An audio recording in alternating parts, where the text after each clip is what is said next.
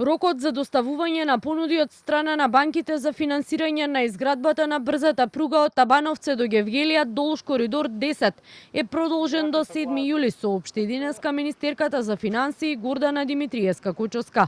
Во отчетот за сработеното во првата година од владата, таа одговарајќи на новинарско прашање рече дека бројот на меѓународни финансиски институции и комерцијални банки до кои испратиле писмо за брзата пруга е зголемен на 24.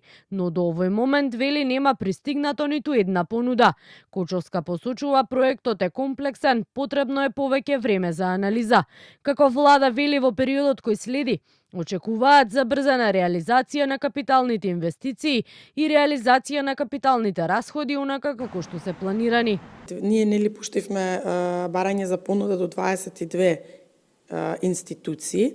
Дополнително ни се јавија уште две кои што побараа да пуштиме понуди и до нив. Нормално дека во интерес на државата ние треба да обезбедиме понуди и што е можно пониска цена за железничката пруга, така што пуштивме и дополнително до тие две институции. Многу прашања има.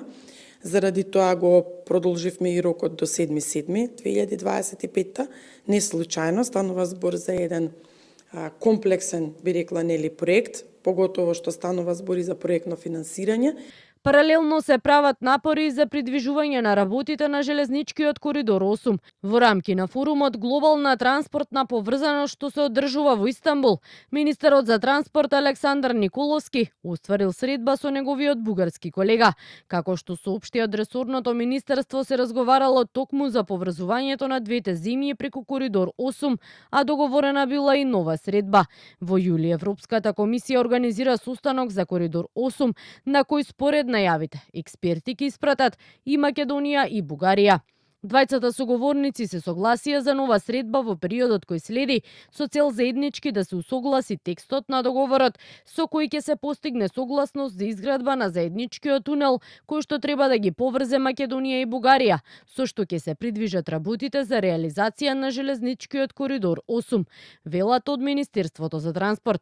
Во март годинава Бугарија наместо да ја реконструира пругата од Гюешево до Софија, дел од коридор 8, што значи и поврзување со Македонија, одлучи да ги пренамени средствата за други железнички проекти. Во земјава пак првиот дел од пругата Куманово-Белјаковце е веќе пуштен во употреба. Во моментов се работи на изградбата на втората фаза.